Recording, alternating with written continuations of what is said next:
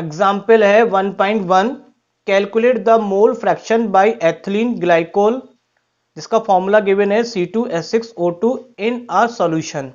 साथ के साथ दे रखा है containing 20% of ethylene glycol by mass. तो देखिए मोल फ्रैक्शन आपको निकालना है, तो मोल फ्रैक्शन निकालने के लिए सबसे पहले हम देखते हैं क्या क्या चीज हमारे पास गिवन है। तो देखिए आपको बच्चों यहाँ पे गिवन क्या है, आप समझिए यहाँ पे 20% आपको एथिलीन ग्लाइकोल गिवन है, वो भी मास के अकॉर्डिंग। इट मीन्स कि 20 ग्राम आपका किसी 100 ग्राम सॉल्यूशन में 20 ग्राम आपका क्या है C2H6O2 है, और रिमेनिंग क्या है आपका बच्चों यहाँ पे 80 ग्राम वाटर है, क्योंकि यहाँ ग्राम इसलिए ले रहे हैं बाई मास के अकॉर्डिंग आपको गिवन है। तो सॉल्यूशन में दो चीजें हैं, ग्लाइकोल आपका 20 ग्राम है और वाटर कितना है आपका 80 ग्राम। देखिए मोल फ्रैक्शन आपने पढ़ रखा है, मोल फ्रैक्शन के लिए फॉर्मूला मैंने लिख रखा है। मोल फ्रैक्शन को रिप्रेजेंट करने का जो सिंबल होता है वो आपका कुछ इस तरीके का होता है, थोड़ा सही नहीं बन पाया तो यहाँ पे देखिए आपको लिखा हुआ है, इस सिंबल को पढ़ते हैं, या तो इसको बहुत से लोग जीटा पढ़ते हैं या फिर इसको काई भी कहते हैं हम। तो मोल फ्रैक्शन का लिए निकालने के लिए हमें क्या चाहिए होता है, नंबर ऑफ मोल्स चाहिए होते हैं, और नंबर ऑफ मोल्स निकालने के लिए हमें दो चीजें चाहिए होती है, given mass upon molar mass. तो सबसे पहले हम इन दोनों चीजों के मोलर मास निकाल लेते हैं, एथिलीन ग्लाइकोल और वाटर के। तो देखिए एथिलीन ग्लाइकोल का मोलर मास निकालना आपको आता है, यहाँ पे हमने कार्बन C2 है, कार्बन का 12 और उसके दो कार्बन थे 2, हाइड्रोजन का एक होता है तो एक कितने लगे हुए 6, और ऑक्सीजन का कितना हो गया एक का 16, और ऑक्सीजन कितने लगे हुए 2, तो 16 के यहाँ पे संग 2, इन सबको सॉल्व करेंगे तो ये आपका 62 ग्राम पर मोल आ जाएगा। ये मोलर मास आपका आ गया C2H6O2 का। सिमिलर वे में हम वाटर का भी निकाल लेते हैं, हालांकि हमें आता है पता है मालूम है 18 ग्राम होता है, फिर भी मैंने आपको निकाल के दिखा दिया है। अब देखिए यहाँ पे हमें मोलर मास पता होगा, अब हमें अगर मोल फ्रैक्शन निकालना है तो इनके नंबर ऑफ मोल्स पता होंगे। तो देखिए नंबर ऑफ मोल्स के लिए हमारे पास फॉर्मूला क्या होता है, given mass upon molar mass. तो सबसे पहले हम नंबर ऑफ मोल्स निकालते हैं किसके लिए, C2H6O2 के लिए, जिसको मैंने नाम दे दिया Na। गिवन मास देखिए इसका मास कितना गिवन है, इसका मास गिवन है आपका यहाँ पे 20 ग्राम ऊपर का लिखा हुआ है, और मोलर मास हमारा पास कितना है 60। तो हमने इसको उससे यहाँ पे वैल्यू लगा दी, और सॉल्व करके जब हम करेंगे तो इसका आंसर आ जाएगा 0.322 मोल। सिमिलर वे में नंबर ऑफ मोल्स किसके निकालते हैं, हम वाटर के निकालते हैं। वाटर का कितना मास गिवन है आपको 80 ग्राम, और मोलर मास कितना है आपका 18। तो 80 को 18 से अगर डिवाइड करेंगे तो आपका आंसर आ जाएगा 4.444 मोल। तो यहाँ पे नंबर ऑफ मोल्स पता चल गए, वाटर के नंबर ऑफ मोल्स को हमने NB लिया है, और इसके एथिलीन ग्लाइकोल के मोल को हमने क्या लिया है, नंबर ऑफ A लिया है। अब देखिए यहाँ पे हमें क्या निकालना है, मोल फ्रैक्शन निकालना है। तो पहले मोल फ्रैक्शन हम पहले पार्ट के लिए निकालते हैं। पहला पार्ट का मतलब हो गया एथिलीन ग्लाइकोल, जिसके लिए हमने A वर्ड यूज करा है, तो इसके लिए जीटा A बराबर Na upon Na plus NB, ये फॉर्मूला आपका लिखा हुआ है। इसमें हम सिर्फ क्या करेंगे, वैल्यू लगाएंगे। देखिए वैल्यू आपके पास गिवन है, Na की कितनी है 0.322, और फिर से नीचे Na वो है तो यहाँ पे 0.322, और हमने NB की वैल्यू निकाल के रख रखी है 4.444, और जब इसको हम सॉल्व करेंगे तो सॉल्व करके आपका आंसर आ जाएगा जीटा A बराबर 0.068। थोड़े एग्जाम नजदीक है इसलिए मैं सॉल्व नहीं कर रहा हूँ, सॉल्व करना में अगर प्रॉब्लम होती है तो प्लीज आप मुझे कमेंट्स करिए, मैं वो भी करके दिखा दूंगा। थोड़ा सा ये यहाँ पे टाइम सेव के हिसाब से मैं चाहता हूँ आपका बहुत जल्दी जल्दी से हर क्वेश्चन 1 से 2, 2 से 3, यानी कि मैक्सिमम कहे तो 4-5 मिनट में क्वेश्चन मैक्सिमम बता रहा हूँ। वैसे तो बहुत जल्दी मैं चाहूंगा कि आपका समय खराब ना हो, इसलिए मैं यहाँ पे कैलकुलेशन ना करके जल्दी से जल्दी क्वेश्चन को समझाने की कोशिश कर रहा हूँ। तो इस कैलकुलेशन को करके हमारे पास जीटा A आ गया। अब हमें यहाँ पे किसकी वैल्यू निकालनी है, मोल फ्रैक्शन B के लिए। तो मोल फ्रैक्शन के लिए हम फॉर्मूला जानते हैं, अगर दो चीज मिक्स होती है लिक्विड में तो उसका फॉर्मूला होता है zeta A plus zeta B बराबर 1। अब अगर इसमें हमें एक की वैल्यू पता चल गई तो दूसरे की वैल्यू हम निकाल सकते हैं इसमें, इससे जीटा B बराबर 1 माइनस एक्स है, और ये करेंगे तो आपका ये आंसर आ जाएगा माइनस करके 0.9322। तो ये आपके दोनों फाइनल आंसर जो थे मैंने इसको बॉक्स में कर दिए, ये आपके क्या हो गए आंसर हो गए। मोल फ्रैक्शन निकालने थे दोनों के, तो ये दोनों के दोनों आपके मोल फ्रैक्शन निकल के आ गए। Example 1.2 calculate the molarity of a solution containing 5 gram of NaOH in 450 ml solution. तो देखिए बच्चों, यहाँ पे हमें फाइंड करना है मोलरिटी। तो देखिए मोलरिटी के लिए फॉर्मूला हमारे पास क्या होता है, मोलरिटी को रिप्रेजेंट करते हैं कैपिटल M से। इसका फॉर्मूला होता है number of moles of solute upon volume of solution in litre. तो देखिए अगर हमें मोलरिटी निकालनी है तो हमें क्या निकालना पड़ेगा, नंबर ऑफ मोल्स निकालने पड़ेंगे सॉल्यूट के। अब देखिए हमारे पास क्या क्या चीज़ गिवन है। तो आपके पास जो सॉल्यूट है वो यहाँ पे सोडियम हाइड्रोक्साइड है, जिसका मास कितना गिवन है, 5 ग्राम। अब हम इसके पहले क्या निकालेंगे, मोल्स निकालेंगे। मोल्स निकालने के लिए हमारे पास जो फॉर्मूला होता है वो given mass upon molar mass होता है। तो हम सबसे पहले ये काम करेंगे कि मोलर मास निकालते हैं, तभी सभी कुछ अपने आप निकल जाएगा। मोलर मास निकालने के लिए आप जानते हैं NaOH में Na के कितने पार्ट होते हैं, 23, ऑक्सीजन के 16 और हाइड्रोजन के कितने, 1 पार्ट। तो टोटल कितना हो गया आपका, 40 ग्राम पर मोल। अब यहाँ पे हम क्या निकालेंगे, नंबर ऑफ मोल्स निकालेंगे। तो नंबर ऑफ मोल्स के लिए देखिए फॉर्मूला आपके पास है यहाँ पे given mass upon molar mass. तो गिवन मास आपके पास कितना है, 5 ग्राम, और मोलर मास कितना है, 40। तो यहाँ पे हमने वैल्यू लगा दी, और जब इसको कैंसिल आउट करेंगे तो यहाँ पे कितना आ जाएगा, ये 1/8 आ जाएगा। अब हमें फाइंड करेंगे यहाँ पे इसके लिए क्या, मोलरिटी का फॉर्मूला होता है number of moles upon volume of solution in litre. तो देखिए नंबर ऑफ मोल्स हमने निकाला, कितना आया, 1/8, और जिसमें ये डिजोल्व है उसका सॉल्यूशन कितना दे रखा है, 450 ml। तो 1 मिलीलीटर को आप कन्वर्ट करेंगे किसमें, लीटर में। तो इसको क्या करेंगे, 1/1000 से आपको क्या करना पड़ेगा, डिवाइड करना पड़ेगा। यहाँ पे जो वॉल्यूम है वो हमें लीटर में लगाना है, और देख किसमें रखा है, मिलीलीटर में। तो 450 को हमने किससे डिवाइड करा, 1000 से। अब इसको अगर हम सिंप्लीफाई करते हैं तो सिंप्लीफाई करने का मतलब है कि ये 1/8 है। इसको थोड़ा सा मैं यहाँ पे कर देता हूँ, 1/8, और मल्टीप्लाई में जब लिखते हैं तो नीचे वाला क्या हो जाता है, आपका रेसिप्रोकल हो जाता है। तो ये इस तरीके से आ जाएगा। तो यहाँ पे मैंने इसको लिख रखा है फेयर करके। अब इसको अगर हम सॉल्व आउट करते हैं तो सॉल्व आउट आप कर ही लेंगे, तो इसकी वैल्यू आ जाएगी 0.7278 मोल पर लीटर। तो ये मोलरिटी आ गई आपकी, जो आपको फाइंड करनी थी। इस मोलरिटी को हम अनदर यूनिट में भी रिप्रेजेंट कर सकते हैं, वो मोल डेसी पर मीटर क्यूब में भी। तो जरूरी नहीं कि आपको यहाँ पे इसमें लिखाना है, ये तो मैंने आपको करके दिखा दिया। आप यहाँ पे आंसर इसको छोड़ सकते हैं, तो ये आपका आंसर यहाँ पे कंप्लीट हो जाता है। एग्जाम्पल है 1.3 calculate molarity of 2.5 gram of ethanoic acid. इसका फॉर्मूला दे रखा है CH3COOH in 75 gram of benzene. तो देखिए जो चीज़ हमें फाइंड करनी है पहले हम उस चीज़ को समझ लेते हैं। तो मोलरिटी हमें देखिए कहाँ मिलेगा, स्क्रीन पे फॉर्मूले लिखे हुए हैं आपके पास। तो देखिए यहाँ पे ये मोलरिटी का फॉर्मूला लिखा है, मोलरिटी को लिखते हैं स्मॉल m से। इसका फॉर्मूला है number of moles of solute upon mass of solvent in kg। तो देखिए मोलरिटी फाइंड आउट करने के लिए पहले हमें सॉल्यूट का क्या निकालना पड़ेगा, मोल्स निकालना पड़ेगा। तो यहाँ पे सॉल्यूट हमारा क्या है, इथेनोइक एसिड है, जिसके लिए आपको ग्राम में उसका वेट दे रखा है। तो देखिए यहाँ पे पहले आपको जो चीज़ गिवन है वो हम ले लेते हैं। मास दे रखा है आपको, जो कितना गिवन है, मास है 2.5 ग्राम। अब यहाँ पे हम इसके नंबर ऑफ मोल्स निकालने के लिए हमें पहले मोलर मास निकालना पड़ेगा। तो मोलर मास निकाल लेते हैं। कार्बन का कितना होता है, एक कार्बन है 12, हाइड्रोजन का कितना हो गया, एक, और कितने हाइड्रोजन है, 3। फिर कार्बन आया 12, ऑक्सीजन का 16, अगेन ऑक्सीजन है 16, और हाइड्रोजन कितना हो गया, 1। इन सबको सॉल्व आउट करते हैं तो ये आपका आ जाएगा 60 ग्राम पर मोल। तो ये मोलर मास आ गया। अब यहाँ पे हम नंबर ऑफ मोल्स निकाल लेते हैं इथेनोइक एसिड का। तो इथेनोइक एसिड का नंबर ऑफ मोल निकालने के लिए आपके पास फॉर्मूला क्या है, गिवन मास। तो गिवन मास आपके पास कितना है, 2.5 ग्राम, और मोलर मास कितना आपके पास, 60। तो इसको हम यहाँ पे सॉल्व आउट कर लेंगे। तो सॉल्व आउट करने के बाद डेसिमल हटाएंगे, 0 हो जाएगा। कैलकुलेशन करके ये आपका कितना आ जाएगा, 1/24 आ जाएगा। डेसिमल में हम इसलिए नहीं निकाल रहे हैं क्योंकि डेसिमल में कैलकुलेशन थोड़ी टफ हो सकती है। तो अभी हम इसको ऐसे निकाल के छोड़ देते हैं जितना ये सिंप्लीफाई हुआ। अब हमें देखिए फॉर्मूला लगाना है किसका, मोलरिटी का।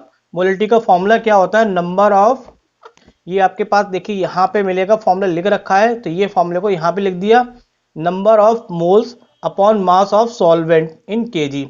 तो मोल्स हमें पता चल गए, मोल्स कितने हमारे पास यहाँ पर, मोल्स है आपके पास 1/24। और मास सॉल्वेंट का देखिए यहाँ पे क्वेश्चन में लिखा है, जो इथेनोइक एसिड है 2.5 ग्राम, वो 75 ग्राम बेंजीन में डिजोल्व है, यानी कि उसका मास का हमें सॉल्वेंट का मास दे रखा है कितना, 75 ग्राम। अब किलोग्राम में कन्वर्ट करेंगे तो 75 ग्राम दे रखा है, इसको किलोग्राम में कन्वर्ट करेंगे तो यहाँ पे हम किससे डिवाइड करेंगे, 1000 से।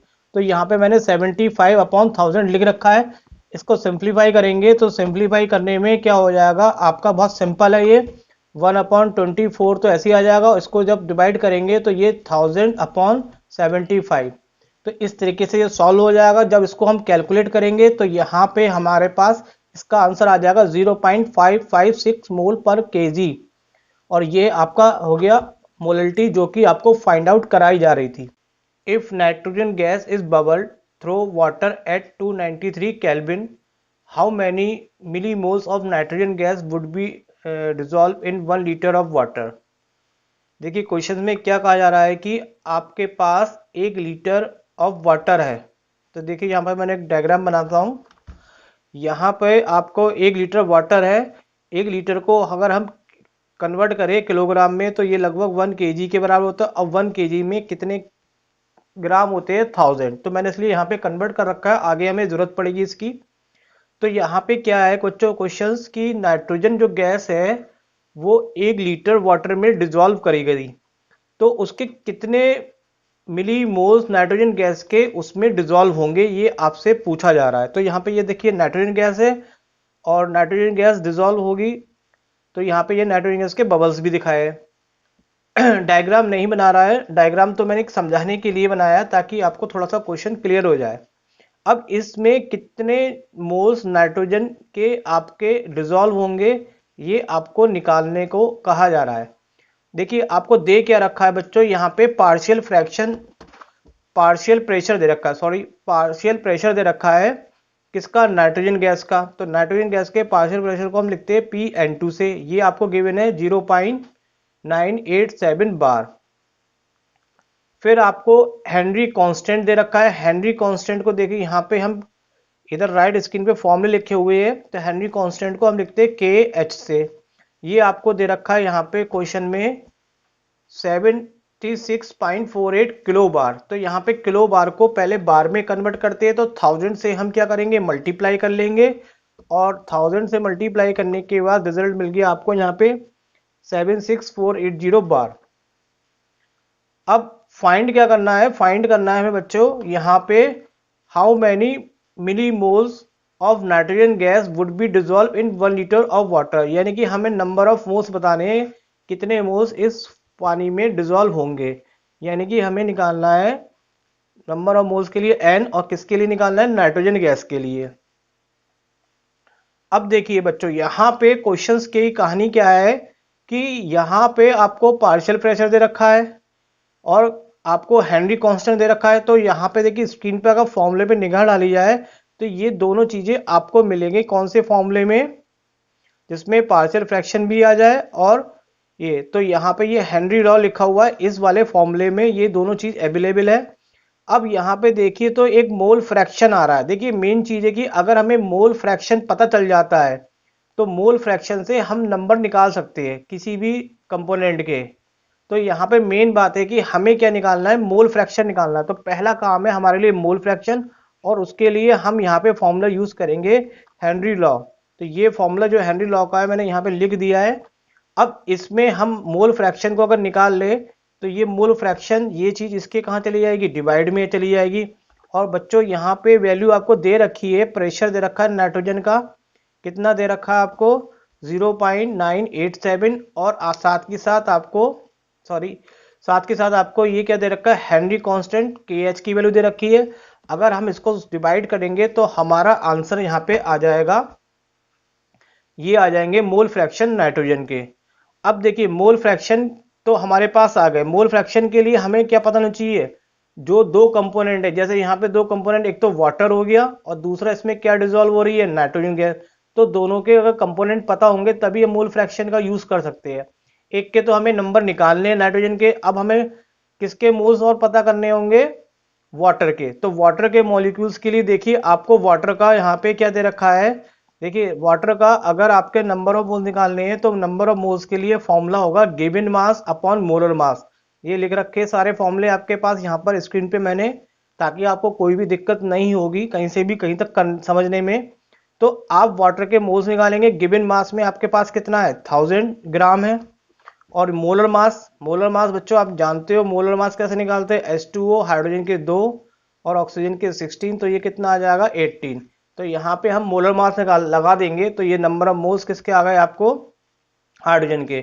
अब देखिए मोल फ्रैक्शन का फॉर्मूला यूज करते हैं, तो मोल फ्रैक्शन हम निकालते हैं नाइट्रोजन के लिए, तो ऊपर नाइट्रोजन का पार्ट आएगा और नीचे नाइट्रोजन और प्लस हाइड्रोजन दोनों के पार्ट आ जाएंगे।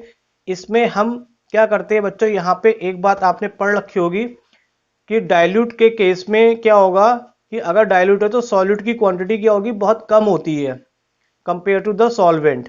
तो यहाँ पे जो नाइट्रोजन गैस है वो वहाँ पे मॉलिक्यूल कम होंगे, तो इसलिए यहाँ पे जो नाइट्रोजन के मॉलिक्यूल है वो लेस देन होंगे किससे, वाटर से। तो यहाँ पे इसको हम क्या कर देंगे, 0 कर देंगे नियर अबाउट। तो ये फॉर्मूला हमारा बचेगा केवल नाइट्रोजन के मोल्स अपॉन वाटर के। अब यहां से हम इसकी क्रॉस मल्टीप्लाई कर ले, तो क्रॉस मल्टीप्लाई करने से पहले चलिए हमने वैल्यू लगा देते हैं। तो यहाँ पे हमने मोल फ्रैक्शन की वैल्यू लगा दी और साथ में वाटर के मोल्स लगा दिए। तो अब यहाँ पे क्रॉस मल्टीप्लाई कर लेंगे इन दोनों की, तो ये मल्टीप्लाई होने के बाद आपको रिजल्ट मिल जाएगा इतने मोल्स। बट आपको बच्चों यहाँ पे पूछा गया है मिली मोल्स में, तो मोल्स को मिली मोल्स में कन्वर्ट करना है तो 10 की पावर 3 से क्या करेंगे मल्टीप्लाई, क्योंकि वी नो दैट एक मोल में कितने मिली मोल 1000। 10 की पावर -4 में से एक पावर 3 पावर कम हो जाएगी, तो 10 की पावर कितनी बचेगी -1। तो उससे डेसिमल एक प्लेस इधर शिफ्ट हो जाएगा लेफ्ट में। तो ये आपका आंसर आ जाएगा नंबर ऑफ मोल्स 0.716 मिलीमोल्स, जो कि आपको यहाँ पे क्या कहा गया था, फाइंड करने के लिए कहा गया था। Vapour pressure of chloroform and dichloromethane at 298 kelvin are 200 mm Hg and 415 mm Hg respectively. Calculate the vapor pressure of the solution prepared by the mixing of 25.5 kg chloroform and 40 gram of chlorodimethain। तो first part पहले हम करते हैं questions को। तो पहले तो हम क्वेश्चन समझते हैं बच्चों, क्वेश्चंस में क्या है। तो देखिए मैं आपको बता दूं क्वेश्चन में क्या है कि यहाँ पे दो प्रकार के चीजें दी गई है मिक्सिंग करके। दो चीजें कौन कौन सी है आपकी, एक तो क्लोरोफॉर्म है जिसका फॉर्मूला है CHCl3 प्लस दूसरा आपको क्या दे रखा है डाइक्लोरोमीथेन जिसका फॉर्मूला है CH2Cl2। अब देखिए इन दोनों के मास भी दे रखे हैं, यहाँ पे इसका मास दे रखा है आपको, यहाँ पे भी मैं लिख दूंगा फेयर करके, तो दोनों के मास दे रखे हैं। अब देखिए ये दोनों यहाँ पे क्या वोल्टाइल है, तो यहाँ पे इनकी क्या बनेगी बच्चों, अगर मैं कंटेनर को बंद कर दूं तो इनकी वेपर बनेगी। तो यहाँ पे ये वेपर बनेगी, तो आपसे ये पूछा जा रहा है कि कैलकुलेट द वेपर प्रेशर जो बनेगा उससे मिक्सिंग का वो कितना होगा, वो निकालना है टोटल। तो देखिए आपको सबसे पहले क्या दे रखा है, यहाँ पे वो लिख लेते तो क्वेश्चन करने में आसानी होगी। तो सबसे पहले हमें यहाँ पे बच्चों दे रखा है वेपर प्रेशर ऑफ क्लोरोफॉर्म। तो क्लोरोफॉर्म का इंडिविजुअल जो प्रेशर है जिसको हम प्योर फॉर्म कह सकते हैं, उसको हम लिखते हैं प्योर फॉर्म को किसमें PA ऊपर नॉट लगा के। नॉट का मतलब यहाँ पे होता है जो एक सिंगल जिसमें कोई मिक्सिंग नहीं है उसके द्वारा जो वेपर बन रही है उसकी इंडिविजुअल प्रेशर वेपर से जो बन रहा है वो उसको नॉट लगा के रिप्रेजेंट करेंगे। दूसरा आपको डाइक्लोरोमीथेन का भी दे रखा है, इसको PB नॉट से लिख देते हैं। अब देखिए यहाँ पे मेन कहानी क्या है कि आपको वेपर प्रेशर निकालना है टोटल पूरे सॉल्यूशन का। तो देखिए हमारे पास एक फॉर्मूला दिख रहा है यहाँ पे राउल्ट लॉ के अकॉर्डिंग, जो टोटल प्रेशर होता है वो आपका कितना होता है, जो काय और प्रेशर प्लस दूसरे कंपोनेंट के लिए काय प्लस वेपर प्रेशर। तो यहाँ पे देखिए हमें इस फॉर्मूले से ये चीज निकालना है टोटल, तो इसके लिए हमें जरूरत पड़ेगी मोल फ्रैक्शन की दोनों के, और ये हमें वैल्यू गिवन है। तो अब मोल फ्रैक्शन की जरूरत पड़ेगी, तो देखिए मोल फ्रैक्शन निकालने के लिए फॉर्मूला आपके पास ऊपर लिखा हुआ है, इसको निकालने के लिए हमें दोनों के नंबर ऑफ मोल्स की जरूरत पड़ेगी, और नंबर ऑफ मोल्स को निकालने के लिए हमें जरूरत पड़ेगी मोलर मास की। तो फाइनली हमें जरूरत पड़ने वाली है मोलर मास की। तो सबसे पहले हम यही काम करते हैं कि जो हमें कंपोनेंट दे रखे हैं उसके हम मोलर मास निकाल लेते हैं। मोलर मास निकालना आप लोगों को आता है, तो ये मैंने निकाल के रख रखा है। और इसी तरह से हम डाइक्लोरोमीथेन का भी मोलर मास निकाल लेते हैं। आई थिंक मोलर मास निकालने में कोई प्रॉब्लम नहीं होगी। कार्बन का 12 और हाइड्रोजन का कितना होता है 1, 2 हाइड्रोजन, क्लोरीन का 35.5 और मल्टीप्लाई बाई 2। तो ये सब आपको आता है, लेकिन फिर भी मैंने आपको करके दे रखा है, दिखा रखा है, ताकि आप आसानी से समझ सके। अब देखिए ये मोलर मास आ गया। अब हम यहाँ पे क्या निकालेंगे, नंबर ऑफ मोल्स निकालेंगे। देखिए नंबर ऑफ मोल्स निकालेंगे पहले किसके, क्लोरोफॉर्म के। तो उसको मैंने रिप्रेजेंट कर दिया Na से। अब क्लोरोफॉर्म का देखिए मास कितना गिवन है, तो आप यहाँ पे देखेंगे क्लोरोफॉर्म का गिवन मास कितना है 25.5 ग्राम। तो हमने यहाँ पे इसकी वैल्यू लगाई और अपॉन टोटल क्या लगाया, इसका मोलर मास लगाया। तो इसकी वैल्यू सॉल्व होके यहाँ पे कितनी आ गई 0.213। सिमिलर वे में हम नंबर ऑफ मोल्स निकालेंगे किसके, डाइक्लोरोमीथेन के। तो इसका मास आपको गिवन है कितना यहाँ पे 40 ग्राम। तो गिवन मास में हमने 40 ग्राम लगा दिया, और जो मोलर मास है वो कितना हो गया 85। इन दोनों को सॉल्व किया तो ये आपके मोल्स आ गए 0.47 किसके, डाइक्लोरोमीथेन के। अब देखिए अब मोल फ्रैक्शन लगा लेते हैं। पहले मोल फ्रैक्शन हम लगाते हैं किसके लिए, ए पार्ट के लिए। ए का मतलब हमारा किससे है, क्लोरोफॉर्म से है। तो यहाँ पे देखिए हम सबकी वैल्यू लगा देते हैं। Na की वैल्यू हमारे पास कितनी है 0.213, और Nb की वैल्यू है 0.47। इसमें लगा के इसको कैलकुलेट करेंगे। कैलकुलेशन आप लोग कर लेंगे, टाइम बहुत कम है इसलिए मैं थोड़ा सा अवॉइड कर रहा हूँ कैलकुलेशन को। तो यहाँ पे हमारे पास क्या आ जाएंगे, ये आपके काई ए यानी कि क्लोरोफॉर्म के लिए नंबर ऑफ मोल्स पता हो गए। सिमिलर वे में अगर हमें दूसरे के पता करने तो इतना लंबा प्रोसीजर करने की जरूरत नहीं है, बिकॉज हम जानते हैं कि किसी भी सॉल्यूशन में जितने भी कंपोनेंट होते हैं उनका मोल फ्रैक्शन का सम कितना होता है 1 होता है। तो इस हिसाब से काई ए प्लस काई बी का सम कितना होगा 1 होगा। और इससे अगर हम कोई भी वैल्यू निकालेंगे तो उसको 1 माइनस काई ए भी कहते हैं। इसको देखिए बच्चों यहाँ पे एक बात और मैंने लग इसको जीटा भी कहते हैं, काई के संग जीटा भी पढ़ते हैं, ये आप लोगों को पता होना चाहिए। फिलहाल यहाँ पे हमने ए के मोल्स पता हुए, अब यहाँ पे बी के निकालेंगे इसमें से माइनस करके। तो ये माइनस होके हमारे पास आ जाएंगे 0.688। अब देखिए हमें फाइनली पूछा क्या गया था बच्चों, पूछा गया था हमें प्रेशर, पूछा गया था टोटल प्रेशर। तो टोटल प्रेशर का फॉर्मूला हमारे पास लिखा हुआ है, इसको मैंने यहाँ पे लिख लिया। अब यहाँ पे हमने क्या करा है कि सभी चीज की वैल्यू लगा रहे हैं। देखिए एक्स ए हमारे पास पता है, तो ये एक्स ए की वैल्यू आ गई। पी ए नॉट हमारे पास पहले से पता था, और एक्स बी की वैल्यू हमने ये निकाली 0.68, और पी बी की वैल्यू क्या होगा ये। तो इसको लगा के जब सॉल्व करेंगे तो हमारा आंसर आ जाएगा यहाँ पे टोटल प्रेशर का। तो ये हमारे पास कैलकुलेशन होके आ गए टोटल प्रेशर। तो यहाँ पे हमारा ये फर्स्ट पार्ट जो है वो कंप्लीट हो गया। अब हम फोकस करेंगे इसके सेकंड पार्ट पे। तो सेकंड पार्ट में पूछा जा रहा है मोल फ्रैक्शन निकालना है each component in vapour phase. तो इसके लिए आपको स्क्रीनशॉट लेना, आप ले लीजिए। तो इसके लिए हम सेकंड पार्ट पे बढ़ते हैं। तो देखिए सेकंड पार्ट के लिए हमारे पास जो चीज पहले पार्ट से अवेलेबल थी वो मैंने लिख रखा है जिट। अब ये हम कर चुके हैं अभी हम फर्स्ट पार्ट में सब कुछ। अब देखिए मोल फ्रैक्शन निकालने हमें वेपर फेस में। तो देखिए ये फॉर्मूला लिखा हुआ है, कंपोनेंट ए और बी का वेपर फेस में फॉर्मूले ये होते हैं। तो इसके लिए देखिए हमारे पास नॉट की वैल्यू है, बट पी ए और पी वी की वैल्यू नहीं है। तो सबसे पहले हम पी ए और पी वी की वैल्यू निकालेंगे। तो फॉर्मूले हम ये वाले यूज करेंगे यहाँ पे। तो यहाँ पे हमने क्या करा, इसमें काई ए की वैल्यू लगा दी प्लस और मल्टीप्लाई में वेपर प्रेशर लगा दिया ए के लिए। तो दोनों को सॉल्व करा, पी ए आ गया। सिमिलर वे में हमने किसके लिए करेंगे, बी के लिए करेंगे, और बी की वैल्यू भी हम इस तरह से लगा के सॉल्व करेंगे। तो हमारे पास पी बी आ जाएगा। और फिर फाइनली हमें मोल फ्रैक्शन निकालने थे, देखिए किसमें, वेपर फेस में। तो उसके लिए फॉर्मूला हमने लगाया, पी ए हम निकाल चुके हैं बच्चों। पी ए की वैल्यू हमारे पास कितनी है 62.4, और टोटल प्रेशर हमारे पास अवेलेबल है। इसको कैलकुलेट कर लेंगे, थोड़ा टाइम कम है इसलिए मैं थोड़ा फास्ट करा रहा हूं, ताकि मैं चाहता हूं एक क्वेश्चन मैक्सिमम 2-4 मिनट में खत्म हो जाए आपका। अब दूसरे के लिए निकालने के लिए हमें क्या करना पड़ेगा, तो हमें एक के अगर पता चल जाते हैं तो दूसरे के लिए हम 1 में से क्या कर लेंगे, माइनस कर लेंगे, क्योंकि दोनों का सम +1 होता है, तो इसको माइनस करने के बाद हमें दूसरों के मोल्स पता चल जाएंगे। तो इस तरह से ये वेपर फेस में दोनों के कंपोनेंट हमें पता चल गया और ये यहाँ पे सेकंड पार्ट भी आपका कंप्लीट हो गया।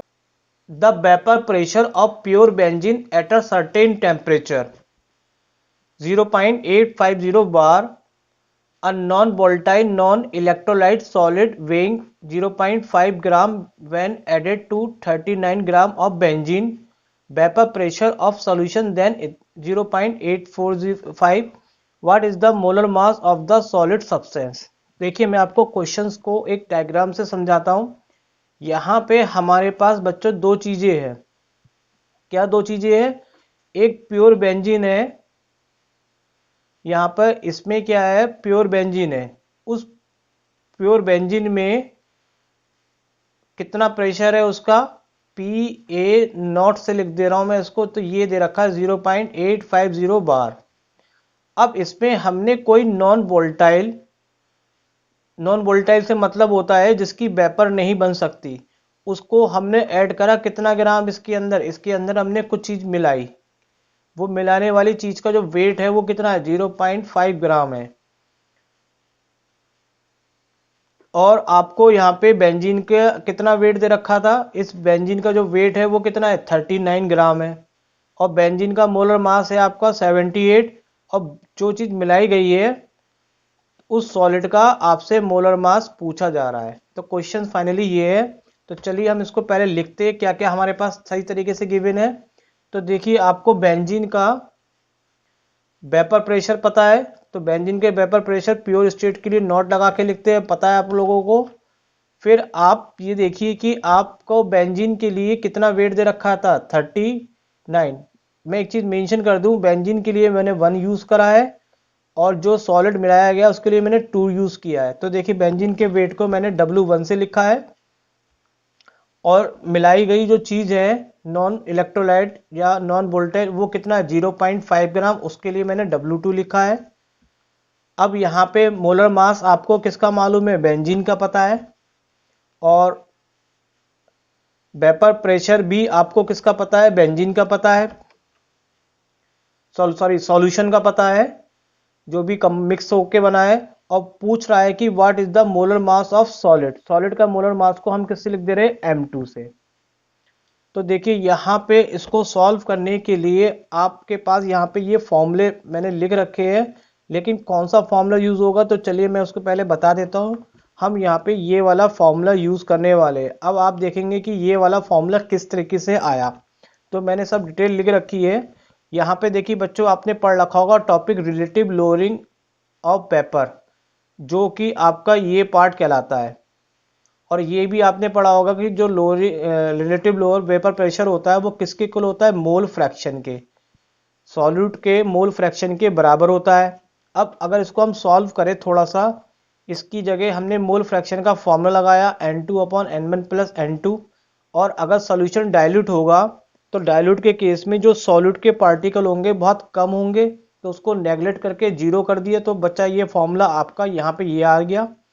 और इस तरह से यहाँ पे हमने नंबर ऑफ मोल्स का फॉर्मूला लगाया है। नंबर ऑफ मोल्स का फॉर्मूला कितना होता है, वेट अपॉन मोलर मास। तो ये N2 के लिए वेट हो गया, मोलर मास नीचे आ गया M2। और इसके लिए हम लगाएंगे मोलर मास वेट W1 और पलट के मोलर मास कहाँ चले जाएगा, ऊपर। तो इस तरह से ये फॉर्मूला यहाँ पे ड्राइव होके आ गया है। अब इसमें करना कुछ नहीं है, जो जो वैल्यू दे रखी है वो वैल्यू सारी हम लगा लेते हैं। तो P1 नॉट की वैल्यू पता है आपको, P1 की भी पता है, ठीक है, ये सारी वैल्यू पता है। W2 की भी वैल्यू पता है, M1 भी मालूम है आपको, M2 आपको निकालना है और W1 भी मालूम है। तो सारी वैल्यू लगा के अगर हम कैलकुलेट कर लेंगे तो ये आपका आंसर जो है वो आ जाएगा। तो ये आपसे पूछा गया था कितना मोलर मास होगा सॉलिड का, तो ये आपके लिए 170 ग्राम पर मोल इतना इसका मोलर मास होगा।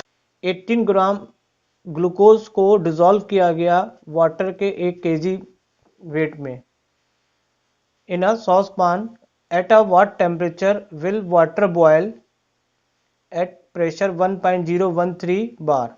के बी आपको गिवन है 0.52। तो देखिए बच्चों यहाँ पे क्या है कि आपको जो गिवन है पहले हम उसको लिखते हैं फिर क्वेश्चन को समझेंगे। यहाँ पे आपको गिवन है 18 ग्राम ऑफ ग्लूकोज जो कि डिजोल्व किया गया यानी कि सॉल्यूट का मास हो गया। फिर वो किस में डिजोल्व किया गया? वाटर में। तो वाटर क्या हो गया? सॉल्वेंट हो गया। सॉल्वेंट का मास हो गया आपका कितना? 1 kg। अब पूछ रहा है कि जब हम ग्लूकोज को वाटर में मिक्सअप करेंगे तो क्या बन जाएगा? सॉल्यूशन बन जाएगा। वो कितना टेम्परेचर पे बॉयल होगा ये आपसे पूछ रहा है। उस केस में वाटर को अगर ग्लूकोज मिला देते हैं तो उसके बाद वो कितने टेम्परेचर पे बॉयल होगा, यानी कि आपसे क्या पूछ रहा है? टीबी। अब देखिए बच्चों ये टीबी क्या, तो थोड़ा पहले यहाँ पे हम समझ लेते हैं तभी हमें ये क्वेश्चन समझ में आ जाएगा। एलिवेशन ऑफ बॉइलिंग पॉइंट होता है। एलिवेशन बॉइलिंग पॉइंट में क्या होता है? टीबी जो होता है आपका सॉल्यूशन का बॉइलिंग पॉइंट होता है और टीबी नॉट क्या होता है? प्योर सॉल्वेंट यानी कि वाटर। जैसे यहाँ पर प्योर सॉल्वेंट हो गया वाटर और जब इसमें ग्लूकोज हमने ऐड कर दिया तो ये सॉल्यूशन का हो गया। अब आपने ये भी जानते हो बच्चों कि अगर आपका कोई चीज़ सॉल्वेंट प्योर फॉर्म में है तो वो बहुत इजीली बॉयल हो जाएगा, तो उसके टेम्परेचर जो होगा बहुत क्या होगा? बॉइलिंग पॉइंट क्या होगा? बहुत कम होगा। और जब उसमें कोई चीज़ मिक्स अप कर देंगे तो जो सॉल्यूशन का जो बॉइलिंग पॉइंट होगा वो ज़्यादा होगा। किससे? सॉल्वेंट के टेम्परेचर से। तो इन्हीं दोनों के डिफरेंस को हम क्या बोलते हैं? Elevation of boiling point. यानी कि बॉइलिंग पॉइंट जो प्योर स्टेट का होता है वो क्या होता है? कम होता है, और जब इसमें कोई चीज़ मिला देते हैं तो उसका बॉइलिंग पॉइंट क्या होता है? इंक्रीज हो जाता है। इसी चीज़ को हम यहाँ पे क्या कहते हैं? एलिवेशन। तो यहाँ पे हमें क्या पूछा जा रहा है? टीबी पूछा जा रहा है और यहाँ पे प्रेशर गिवन है आपको कितना? 1.013 और केवी की वैल्यू भी गिवन है आपके पास। अब देखिए हमारे पास इस फॉर्मूले का जब यूज करेंगे तो हमारे पास क्या? टीबी की वैल्यू तो पूछ रहा है और टीबी नॉट हमें निकालना है। तो टीबी नॉट क्या चीज़ है?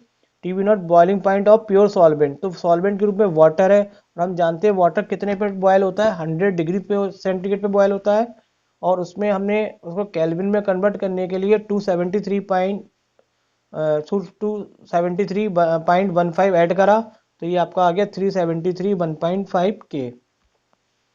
अब यहाँ पे हम क्या करते हैं बच्चों? यहाँ पे हम पहले सबसे पहले मोलर मास निकाल लेते हैं क्योंकि हमें इसकी ज़रूरत पड़ेगी। तो मोलर मास आपने निकालना जानते ही हो, मैं डायरेक्टली इसको कर दिया है तो आई थिंक ये आपको समझ में आ गया होगा।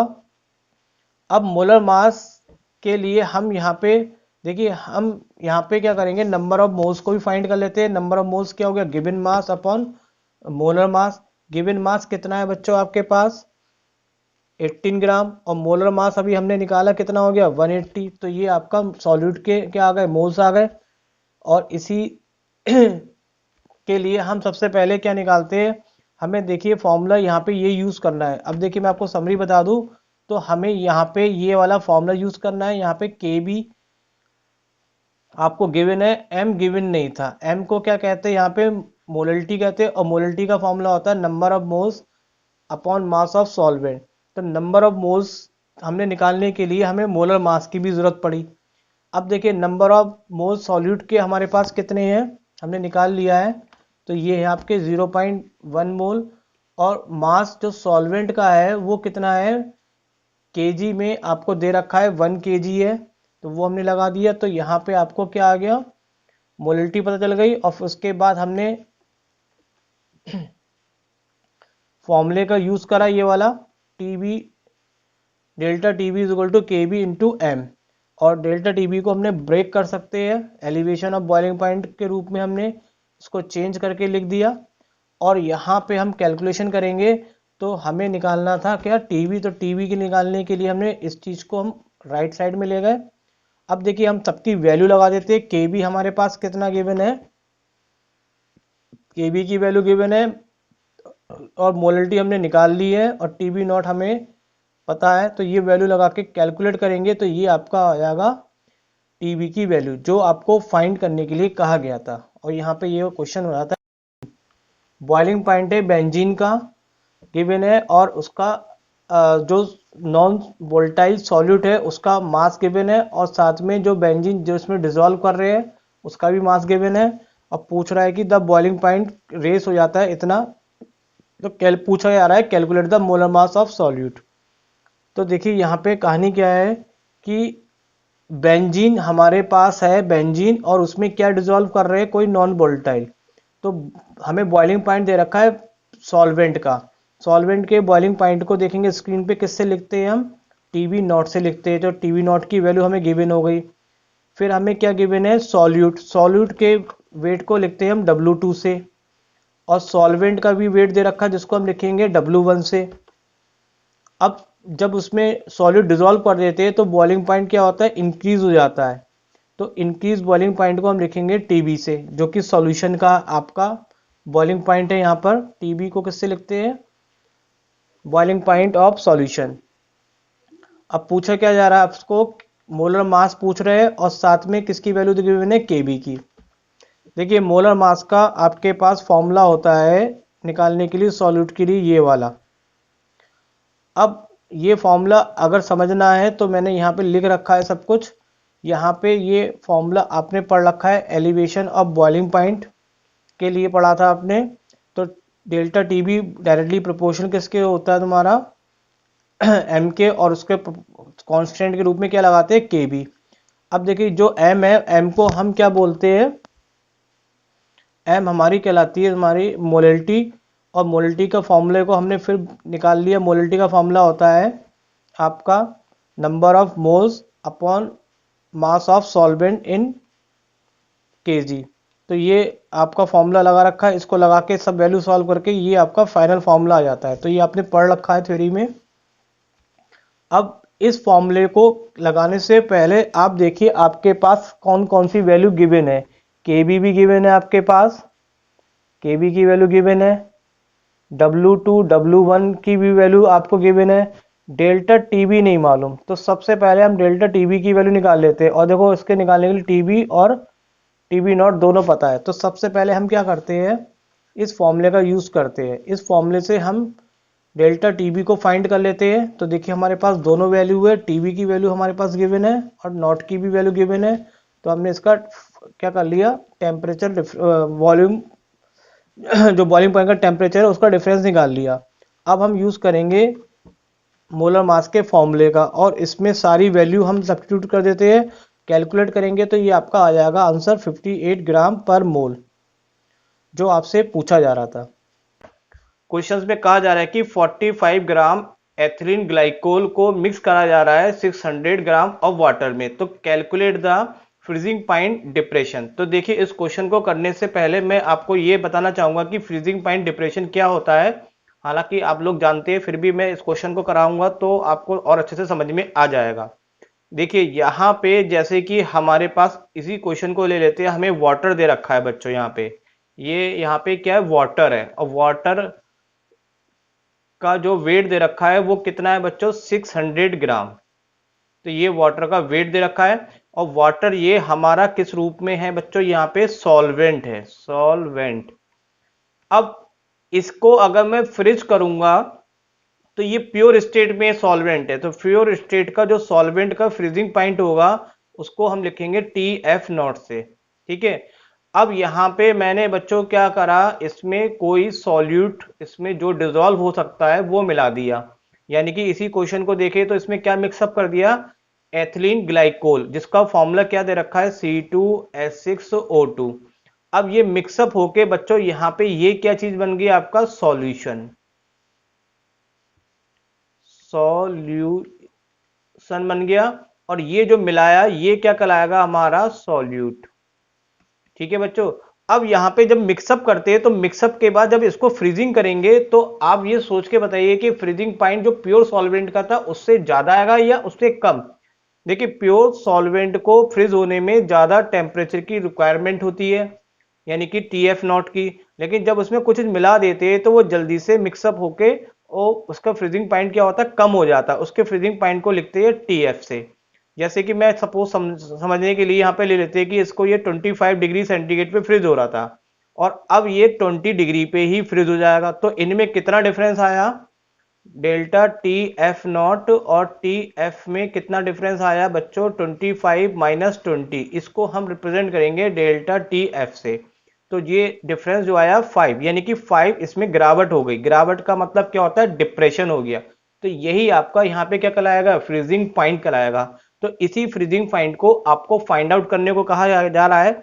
राइट साइड पे देखेंगे स्क्रीन पे, तो ये फॉर्मूला लिखा हुआ डेल्टा टी एफ बराबर T F not minus T F. तो टी एफ नॉट का मतलब हो गया आपका फ्रीजिंग पॉइंट प्योर सॉल्वेंट का, और टी एफ क्या हो गया, फ्रीजिंग पॉइंट किसका हो गया, सॉल्वेंट। प्योर तो नहीं कह रहे क्योंकि उसमें कोई चीज हमने मिला दिया।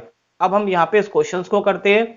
तो देखिए क्वेश्चंस को करने के लिए आपसे जैसे पहले पार्ट में पूछा जा रहा था फ्रीजिंग पॉइंट बताइए, तो इसको हम लिखेंगे डेल्टा टी एफ, जो आपको फाइंड आउट करना है। अब देखिए यहाँ पे डेल्टा टी एफ का जो फॉर्मूला हमारे पास है स्क्रीन पे, डेल्टा टी एफ, वो फॉर्मूला यहाँ पे कितना है बच्चों, के एफ इंटू एम है। एम को हम बोलते हैं मोलरिटी। क्या बोलते हैं, मोलरिटी। मोलरिटी का फॉर्मूला हम देखें तो यहाँ पे मोलरिटी का फॉर्मूला आपको मिल जाएगा, number of moles of solute upon mass of solvent. इसका मतलब है कि अगर हमें यहाँ पे मोलरिटी फाइंड करनी है तो नंबर ऑफ मोल्स पता करने पड़ेंगे, और number of moles of solute के पता करेंगे तो यहाँ पे नंबर ऑफ मोल्स के लिए ये फॉर्मूला होगा given mass upon molar mass. तो हमें सॉल्यूट का मोलर मास पता होना चाहिए। तो बस यहीं से कहानी पकड़ लेते हैं बच्चों यहाँ पे, कि जो आपको सॉल्यूट दे रखा है इथाइल ग्लाइकोल, उसका हम हाथ किया यहाँ पे निकाल लेते हैं मोलर मास। तो मोलर मास तो सभी को आता है। कार्बन का कितना होता है 12, और 2 कार्बन है तो 2। हाइड्रोजन का 1 होता है तो 6 से मल्टीप्लाई कर दिया, ऑक्सीजन का 1 16 तो 2 से। तो ये आपका फाइंड आउट होके आ जाता है कैलकुलेट करके 62 ग्राम पर मोल। अब हम यहाँ पे हाथ के हाथ क्या करते हैं बच्चों, एम निकाल लेते हैं। एम क्या हमारा, मोलरिटी। मोलरिटी के लिए फॉर्मूला देखिए मैंने कहां से लिया है, तो ये आपके पास लिखा हुआ है फॉर्मूला। तो ये फॉर्मूला होता है number of moles of solute upon mass of solvent. इसको अगर हम वैसे ऐसे भी लिख सकते हैं, नंबर ऑफ मोल्स को निकालने के लिए गिवन मास को हम लिखते हैं W2 अपॉन मोलर मास को M2। और मास ऑफ सॉल्वेंट को निकालने के लिए क्या होगी, आपको दे रखा है ये आपको केजी, ये तो आपको क्वेश्चन में डायरेक्ट मिल जाएगा। बस उसको हमें किस में कन्वर्ट करना होगा, जो भी मास W1 होगा उसको डिवाइड करेंगे हम 1000 से, क्योंकि वो जनरली ग्राम में दे रखा होता है तो उसको किलोग्राम में।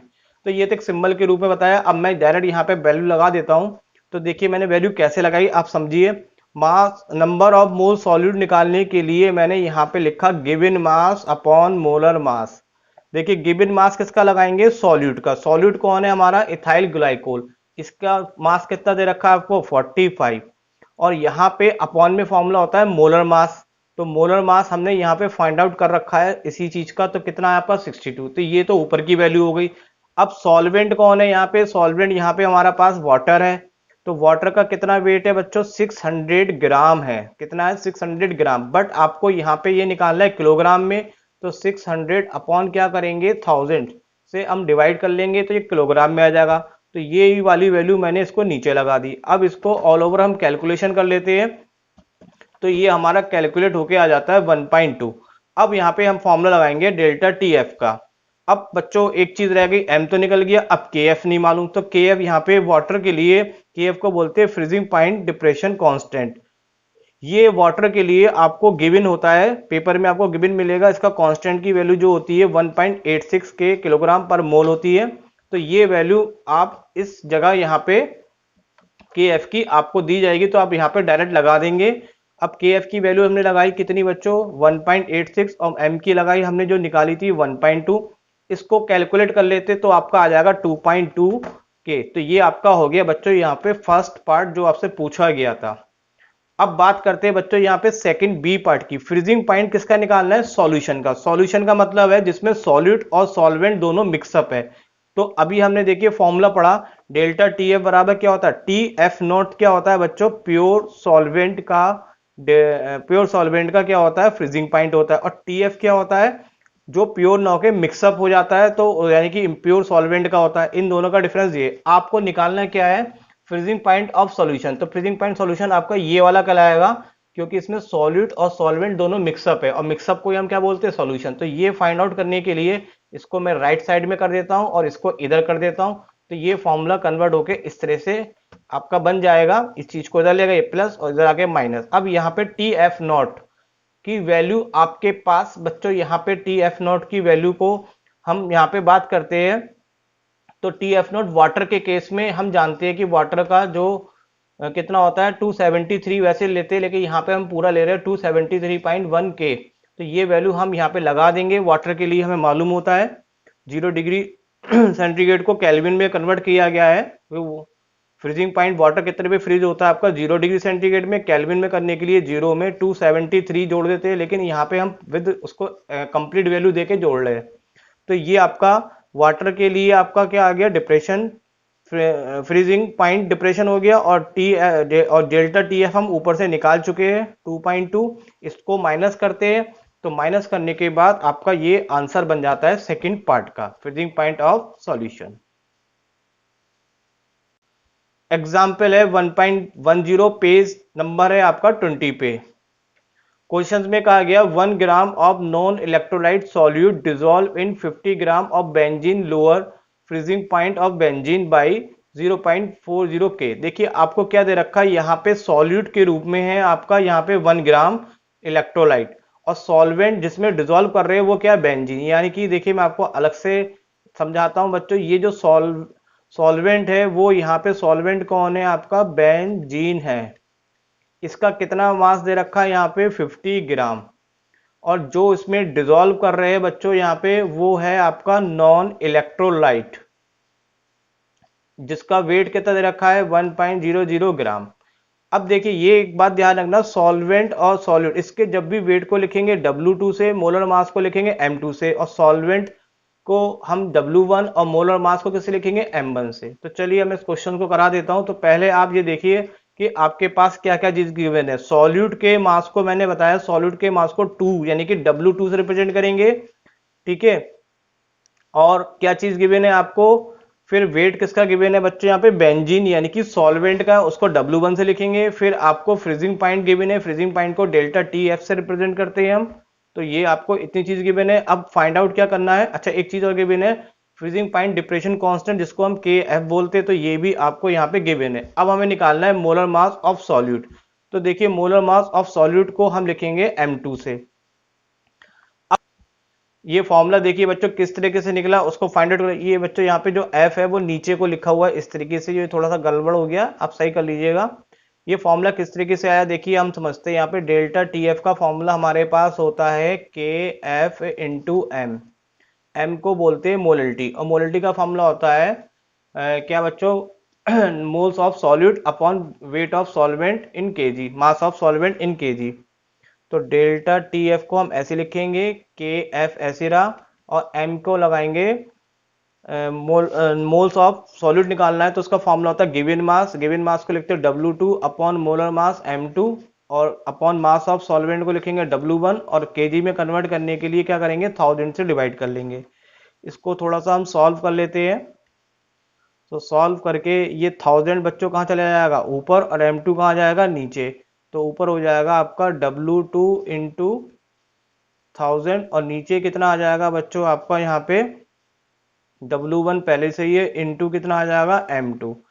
अब अगर हम इससे M2 निकालते हैं तो M2 की वैल्यू कितनी आ जानी है आपकी, KF W2 इंटू 1000, और डिवाइड में ये कितना आ जाएगा, delta T F into W1। यानी कि जो मैंने यहाँ पे डायरेक्टली लिख रखा है वो मैंने आपको निकाल के दिखाया कि किस तरीके से ये फॉर्मूला आया, लेकिन आपको निकालने की जरूरत नहीं है। आप इसके लिए डायरेक्ट फॉर्मूला देखिए ये लिखा हुआ है, आप इसको डायरेक्ट यहाँ पे अप्लाई कर सकते हैं। ये तो मैंने आपको करके बताया कि किस तरीके से फाइंड आउट किया। अब बहुत सिंपल है, अब तो हमें यहाँ पे सिर्फ क्या करना है, वैल्यू लगानी है। के एफ की वैल्यू आपको दे रखी है, W2 की वैल्यू आपके पास 1 ग्राम है, 1000 है ही, डेल्टा टी एफ हमारे पास कितना है 0.40, और W1 है। बस इसको कैलकुलेट कर लेते हैं। तो कैलकुलेट करके ये जो आपसे पूछा गया था कि मोलर मास ऑफ सॉल्यूट, तो ये मोलर मास ऑफ सॉल्यूट के लिए फॉर्मूला आपके पास आ गया, वैल्यू सॉरी। क्वेश्चंस में है कि 200 centimetre cube of aqueous solution of protein contain 1.26 gram of protein. क्या मतलब बच्चों, यहाँ पे एक आपको सॉल्यूशन दे रखा है, एक्वस सॉल्यूशन किसका दे रखा है, जिस प्रोटीन का, इट मीन्स कि प्रोटीन को वाटर के संग मिक्स कर रखा है। तो यहाँ पे जो प्रोटीन है बच्चों वो कितना है 1.26, तो ये प्रोटीन आपका सॉल्यूट है। तो मैं जैसे कि आपको बताता हुआ चल रहा हूँ कि जो सॉल्यूट है आप उसको 2 से रिप्रेजेंट करेंगे, यानी उसका वेट W2 लिखेंगे आप। तो ये दे रखा है 1.26 ग्राम, और इसका जो वॉल्यूम है वो कितना दे रखा है बच्चों, 200 सेंटीमीटर क्यूब दे रखा है। फिर कहा जा रहा है कि the osmotic pressure, osmotic pressure देखिए यहाँ पे लिखा हुआ, ऑस्मोटिक प्रेशर को लिखते हैं किससे, पाई से। ऑस्मोटिक प्रेशर की वैल्यू दे रखी है और टेम्परेचर दे रखा है, तो आपको मोलर मास निकालना। तो चलिए मैं लिखते हुए चलता हूं। सबसे पहले बच्चों आपको यहाँ पे वॉल्यूम दे रखा है। अब आप एक बात ध्यान रखेंगे, वॉल्यूम को हमें यहाँ पे लीटर में लेना पड़ेगा, क्योंकि आगे सारी यूनिट लीटर में कन्वर्ट हो जाएगी। तो 1 लीटर में कितना सेंटीमीटर क्यूब होता है आपका बच्चों, 1000। तो इसलिए यहाँ पे हम इसको 1000 से क्या कर लेते हैं, डिवाइड कर लेते हैं। तो 1000 से हम डिवाइड करेंगे तो आपका आंसर आ जाएगा 0.2 लीटर। फिर आपको दे रखा है प्रोटीन, जो सॉल्यूशन के अंदर मिला हुआ है प्रोटीन, यानी कि सॉल्यूट है, उसका वेट दे रखा है, उसको लिखते हैं W2 से। नेक्स्ट दे रखा है osmotic pressure is to be, osmotic pressure की वैल्यू कितनी है, 2.57 इंटू 10⁻³ है। और टेम्परेचर आपको दे रखा है कितना, 300 केल्विन।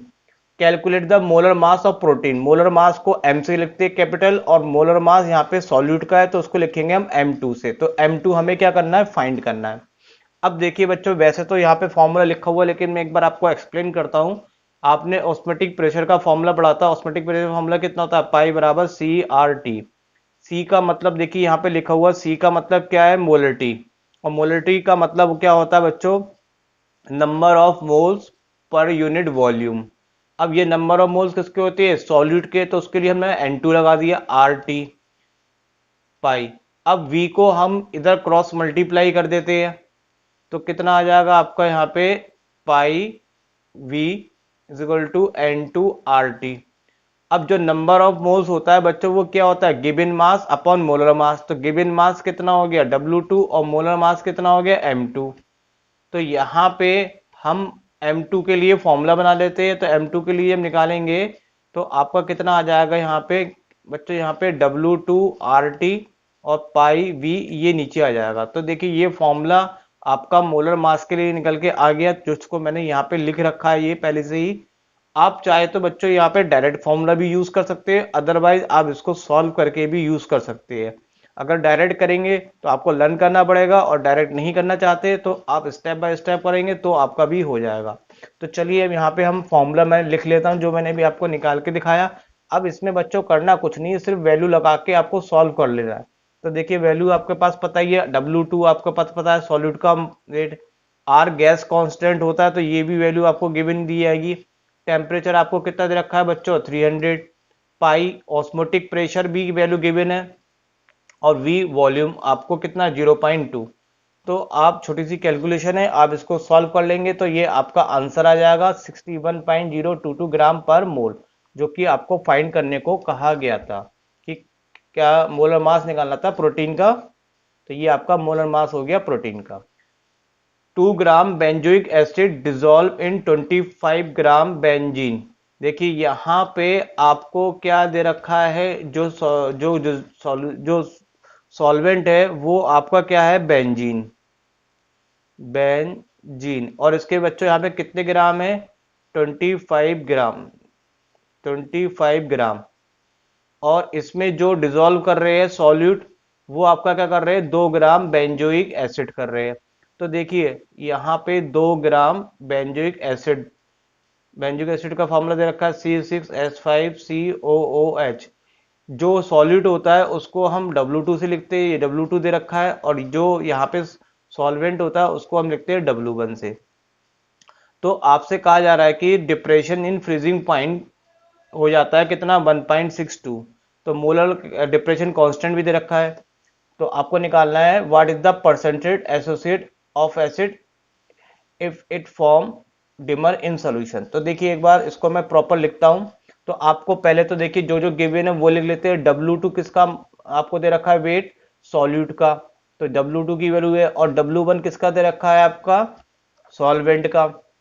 फिर आपको दे रखा है depression in freezing point, depression in freezing point को लिखते हैं डेल्टा TF से, तो डेल्टा TF की वैल्यू भी दे रखी है। Molar depression constant, molar depression constant को लिखते हैं हम K से, तो इसकी वैल्यू भी आपको गिवन दे रखी है 4.9 के किलोग्राम पर मोल। तो आपको निकालना कितना परसेंट एसोसिएशन हो जाता है एसिड का if it dimer in solution. तो देखिए इसको थोड़ा करने के लिए हमें यहाँ पे आई जो है स्मॉल आई, जिसको हम क्या बोलते हैं वांट ऑफ फैक्टर, इसको समझना पड़ेगा। इसके बच्चों यहाँ पे तीन फॉर्मूले होते हैं। पहला फॉर्मूला होता है total number of mole after dissociation या एसोसिएशन और upon total number of mole before dissociation association. दूसरा होता है बच्चों ऑब्जर्व क्वालिटेटिव प्रॉपर्टी और कैलकुलेट क्वालिटेटिव प्रॉपर्टी, और तीसरा होता है नॉर्मल मास अपॉन एबनॉर्मल मास। अब देखिए यहाँ पे हमें जो एसोसिएशन निकालना होगा बच्चों एसिड का, तो उसके लिए पहले हम फाइंड करेंगे वांट ऑफ फैक्टर। अब वांट ऑफ फैक्टर निकालने के लिए हम यहाँ पे किस तरीके से वर्क करेंगे, तो बच्चों यहाँ पे पहले हम जो हमें देखिए यहाँ पे सॉल्यूट दे रखा है बेंजोइक एसिड, इसका अपना खुद का एक मोलर मास होता है जिसको हम बोलेंगे नॉर्मल मोलर मास। अब हम इन सब चीजों का यूज करके इसका एक मास और निकालेंगे जिसको क्या बोलेंगे एबनॉर्मल मास। इन दोनों को डिवाइड कर लेंगे तो उससे हमारे पास किसकी वैल्यू आ जाएगी आई की। तो बस आप पहले ये करिए, फिर मैं इसको आगे एक्सप्लेन कर दूं। सबसे पहले आपको वांट ऑफ फैक्टर निकालना पड़ेगा। तो वांट ऑफ फैक्टर निकालने के लिए हमने यहाँ पे क्या करा बच्चों, मोलर मास निकाला। तो ये फॉर्मूला आपके पास होता है, इसमें हम के एफ की वैल्यू लगा देते हैं और सारी वैल्यूज हम इसमें पुट कर देते हैं। तो देखिए वैल्यू क्या है यहाँ पे, एक बार इसको भी समझिए। के एफ आपको दे रखा है 4.9 और W2 दे रखा है आपको कितना बच्चों 2 ग्राम, और डेल्टा TF भी दे रखा है 1.62 और ये दे रखा है 25। तो इसको हम यहाँ पे कैलकुलेट कर लेते हैं। तो ये कैलकुलेट करके 241.98 ग्राम पर मोल आ गया। अब यहाँ पे हम वांट ऑफ फैक्टर निकालते हैं। वांट ऑफ फैक्टर के लिए देखिए कौन सा फॉर्मूला मैंने यूज करा है, मैंने यूज करा है यहाँ पे बच्चों ये वाला फॉर्मूला, आई बराबर normal molar mass upon abnormal. Normal किसे बोलते हैं, जो आपका फॉर्मूले के अकॉर्डिंग निकलता है, और एबनॉर्मल जो आपने कैलकुलेशन करके निकाला। तो देखिए नॉर्मल मोलर मास आप निकालना जानते हैं, तो इसको चलिए एक बार यहाँ पे मैं निकाल के दिखा भी देता हूँ। जैसे कार्बन का कितना होता है बच्चों 12 और कार्बन कितने 6, तो ये तो इसका हो गया। फिर हाइड्रोजन का कितना होता है एक, कितने हाइड्रोजन है 5, फिर कार्बन का फिर 12, ऑक्सीजन 2 बार है तो 16 + 16 और हाइड्रोजन कितना 1। और ये वाला बच्चों जो एबनॉर्मल मास है हमने यहाँ से कैलकुलेशन निकाला था, तो ये आपका यहाँ से निकल के आ गया। अब हम इसको सॉल्व कर लेंगे। तो सॉल्व करके हमारे पास ऊपर हमने सिर्फ मोलर मास को कैलकुलेशन करी है, अभी आप इसको ऐसे ही रहने दीजिए। अब हमारे पास देखिए आई निकल के आ गया, ठीक है बच्चों। अब यहाँ पे ये कहा जा रहा था कि ये डिमर इन सॉल्यूशन, इसका क्या मतलब होता है बच्चों यहाँ पे, तो ये मैंने अब सब में मिटाल के आई की वैल्यू लिख लेता हूं जो मैंने निकाली। तो डिमर सॉल्यूशन के लिए इक्विलिब्रियम की कंडीशन हो जाएगी, इक्विलिब्रियम फॉर एसिड। अब देखिए यहाँ पे इक्विलिब्रियम की कंडीशन में आपकी क्या है, यहाँ पे बेंजोइक एसिड जो है वो जाके ये 2 मॉलिक्यूल पार्ट होता है वो जाके यहाँ पे नीचे लग जाता है, तो ये इसकी इक्विलिब्रियम कंडीशन होती है। अब हमने माना कि इनिशियली इसकी वैल्यू कितनी थी, आपके पास 1 थी, यानी कि ये पूरी तरह से आपके पास 100% क्या होता है, ये आपने पढ़ रखा है कि 100% जब पहले क्या होता है बच्चों रिएक्टेंट होता है और प्रोडक्ट तो 0 होता है। ये प्रोडक्ट बन रहा है आपका, ये आपका क्या है बच्चों, ये रिएक्टेंट है और ये प्रोडक्ट, तो ये आपके पास पूरा 100% होगा स्टार्टिंग में, और ये प्रोडक्ट बनेगा ही नहीं तो 0 होगा। तो हमने मान लिया इसकी स्टार्टिंग वैल्यू 1 है और इसकी कितनी है 0 है। अब हमने यहाँ पे सपोज कि इसमें अल्फा पार्ट क्या हो गया, इसमें कंज्यूम हो गया, अल्फा पार्ट हमारा प्रोडक्ट बन गया, तो इसमें से 1 माइनस अल्फा क्या हो जाएगा, कम हो जाएगा। और ये 2 बच्चों कहाँ से आता है, जितने नंबर यहाँ लगे होते हैं वो हमें लगाने पड़ते, तो यहाँ पे 2 मोल है तो 2 के लिए लगाएंगे, और यहाँ पे 1 है तो यहाँ पे 1 लगा देंगे। इसको हम थोड़ा सॉल्व कर लेते हैं, इस 2 से हम इसको डिवाइड भी कर सकते हैं, अदरवाइज आप ऐसे भी रहने देते। तो चलिए मैं डिवाइड भी कर लेता हूँ। तो 2 से डिवाइड करेंगे तो यहाँ पे कितना आ जाएगा 1 माइनस अल्फा और अल्फा बाई 2। अब देखिए बच्चों यहाँ पे हम फिर से एक आई का फॉर्मूला दोबारा यूज करेंगे, एक आई निकाल चुके और एक आई का हम दोबारा यूज करेंगे। फॉर्मूला क्या होता है, total number of mole after dissociation और एसोसिएशन। तो यहाँ पे बच्चों क्या हो रहा है, एसोसिएशन हो रहा है, जुड़ रहे हैं, 2 मॉलिक्यूल जुड़ के एक बन रहे हैं। तो यहाँ पे हम आई का फॉर्मूला यूज करते हैं, कौन सा वाला, ये वाला फॉर्मूले को मैंने इस तरीके से अप्लाई करा है। देखिए कैसे, यहाँ पे total number of moles after association हो रहा है, तो टोटल नंबर आफ्टर का मतलब ये कितना है 1 माइनस अल्फा और प्लस कितना कर देंगे अल्फा बाई 2, और नीचे क्या होता है, total number of mole before association, before starting में जो थे वो लेंगे 1 और 0, तो यहाँ पे 1 + 0। तो इसको हम सॉल्व करते हैं, तो सॉल्व करके यहाँ पे बच्चों अल्फा और अल्फा/2 को सॉल्व करेंगे तो कितना बचेगा, अल्फा/2।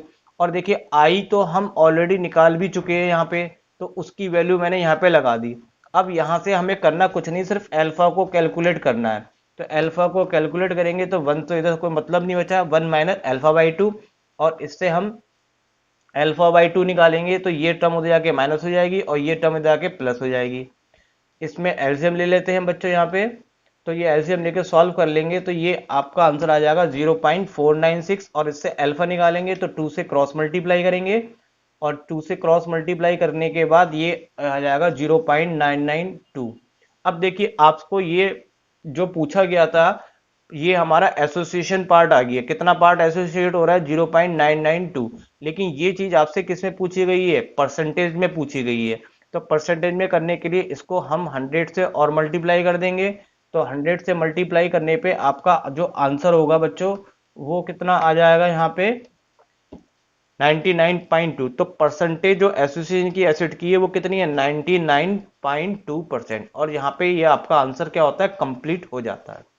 देखिए क्वेश्चंस में क्या है कि 0.6 ml of acetic acid having, जिसकी डेंसिटी आपको गिवन है 1.06 ग्राम पर मिलीलीटर, इसको डिसॉल्व करा गया है इन 1 लीटर ऑफ वाटर में। The depression in freezing point is observe for this strength of acid, बाद इतनी कवर आपको दे रखी है। कैलकुलेट द, आपको क्या निकालना है, वांट ऑफ फैक्टर निकालना है और डिसोसिएशन कांस्टेंट निकालना है। तो देखिए यहाँ पे मैंने आपको फॉर्मूले लिख रखे हैं। सबसे पहले तो हम यहाँ पे जो निकालना है वो एक वांट ऑफ फैक्टर निकालना है, जिसको हम आई से रिप्रेजेंट करते हैं। तो वांट ऑफ फैक्टर के ये बच्चों यहाँ पे 3 तरीके के फॉर्मूले हैं। 3 तरीके के फॉर्मूले कैसे होते हैं, सॉल्व किस तरीके से अप्लाई होते हैं, अब इस क्वेश्चन में हम अप्लाई करेंगे तो यहाँ पे हम समझ लेंगे। तो देखिए पहले क्वेश्चन में जो जो दे रखा है पहले हम उसको ले लेते हैं।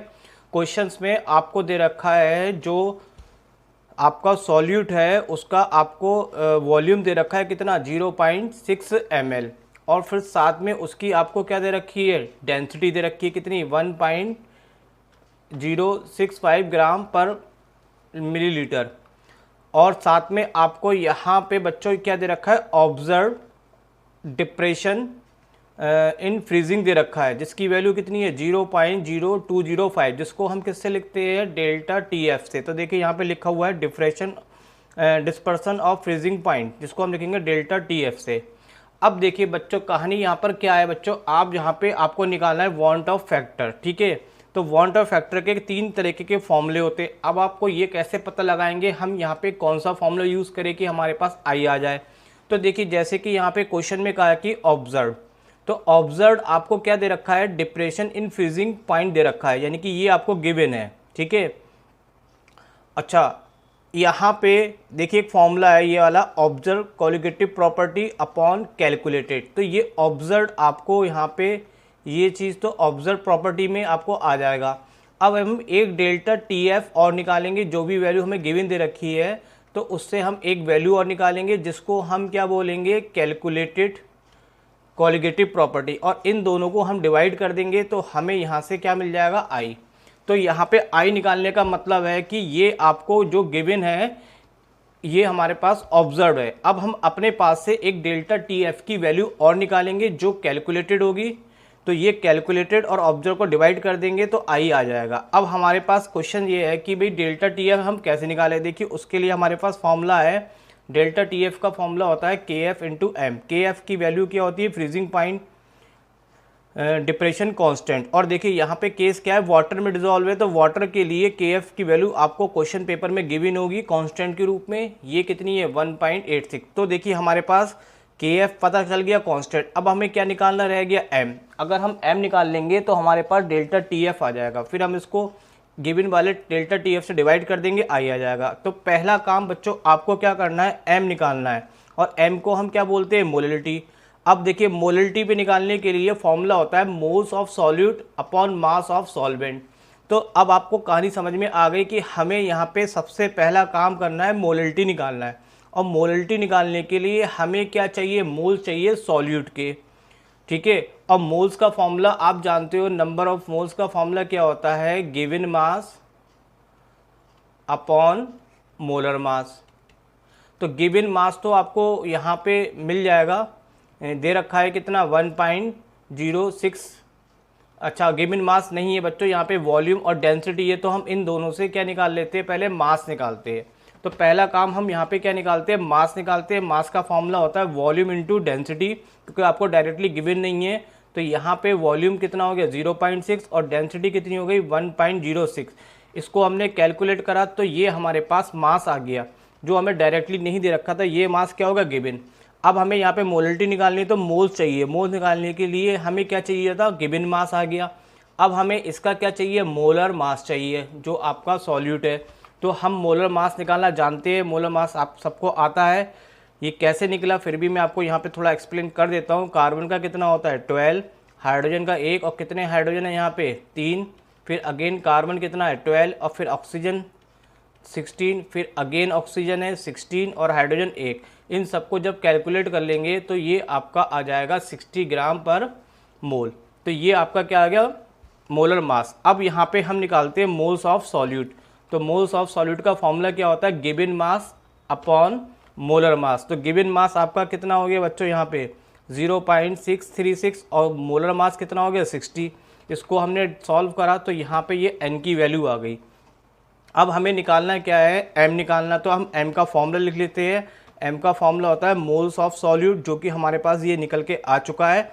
अब हमें चाहिए होगा mass of solvent in kg। तो देखिए यहाँ पे सॉल्वेंट के रूप में कौन है, तो जो यहाँ पे एसिटिक एसिड है वो डिज़ोल्व किस में हो रहा है, 1 लीटर ऑफ वाटर में। तो यहाँ पे जो वाटर है बच्चों वो सॉल्वेंट है, और 1 लीटर नहीं चाहिए हमें, यहाँ पे चाहिए kg में। तो वाटर का जो 1 लीटर होता है वो 1 kg के ही इक्वल होता है। तो यानी कि ये 1 लीटर जो वाटर दे रखा है, इसका मतलब kg में हम बोलेंगे तो यहाँ पे ये क्या कहलाएगा 1 kg ऑफ वाटर। तो बस अब हम यहाँ पे ये दोनों वैल्यू लगा देते हैं। कौन कौन सी वैल्यू लगा रहे हैं, मास ऑफ सॉल्यूट की आपके पास, मोल्स ऑफ सॉल्यूट की ये आ गई, और यहाँ पे mass of solvent in KG में क्वेश्चन में लीटर में दिया था, तो 1 लीटर वाटर किसके बराबर होता है 1 केजी के। तो 1 से हमने यहाँ पे वैल्यू लगा दी। सॉल्व करेंगे, डिवाइड करेंगे 1 से, सेम वैल्यू आ जाएगी। तो यहाँ पे बच्चों हमारे पास m की वैल्यू आ गई है। अब हमें क्या निकालना है, डेल्टा TF निकालना है। तो डेल्टा TF निकालने के लिए आपको वाटर के लिए जो फ्रीजिंग पॉइंट होता है, डिप्रेशन कांस्टेंट, वो गिवन होगा। तो ये 1.86 यहाँ पे हम लगा दे रहे हैं। तो हमने क्या करा, ये 1.86 की वैल्यू लगा दी, और ऊपर से हमने m की वैल्यू लगा दी। इन दोनों को कैलकुलेट करा तो ये हमारे पास आ गई डेल्टा TF। अब देखिए यहाँ पे ये भी डेल्टा TF है, ये भी डेल्टा TF है। ये आपका कौन सा है, ऑब्जर्व है, जो कि आपको क्वेश्चन में गिवन था। ये कौन सा आपका कैलकुलेट। अब देखिए I का ये वाला फॉर्मूला हम यूज़ करेंगे, observe colligative property upon calculate colligative property. तो यहाँ पे हम I का फॉर्मूला लिख लेते हैं एक बार फिर से। ऑब्जर्व के रूप में यहाँ पे कौन है हमारे पास 0.0205 है, और कैलकुलेट के रूप में ये हो गया। तो इन दोनों को हमने यहाँ पे वैल्यू लगा देते हैं। तो ये वाली जो ऑब्जर्व थी हमने यहाँ पे लिख दी, और ये कैलकुलेट आई थी उसको हमने यहाँ पे लिख दिया। इन दोनों को हम डिवाइड करते हैं, तो ये डिवाइड होके आपके पास एक फाइनल आंसर आ जाता है। किसके लिए बच्चों, वांट ऑफ फैक्टर के लिए। तो हमने इस क्वेश्चन का आधा पार्ट कर लिया है। आपसे वांट ऑफ फैक्टर पूछा गया था, और अब क्या निकालना रह गया, डिसोसिएशन कांस्टेंट निकालना रह गया। तो चलिए इसको भी हम इसको आगे सॉल्व कर लेते हैं।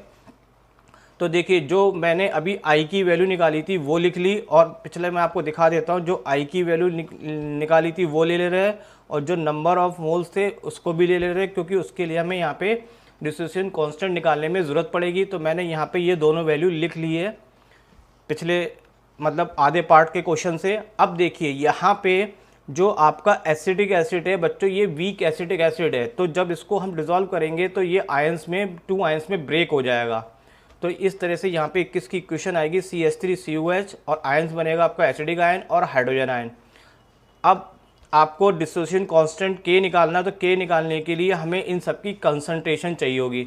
तो कंसंट्रेशन हम कैसे निकालते हैं, हमने एज्यूम करा कि स्टार्टिंग में जब टाइम 0 था, तो यहाँ पे ये पूरा जो आपका क्या है, यहाँ पे ये रिएक्टेंट है, उसके पूरे मोल्स हमने मान लिए N मोल्स थे। तो स्टार्टिंग में तो कोई प्रोडक्ट बनेगा ही नहीं, तो इनके कितने मोल होंगे, 0 होंगे।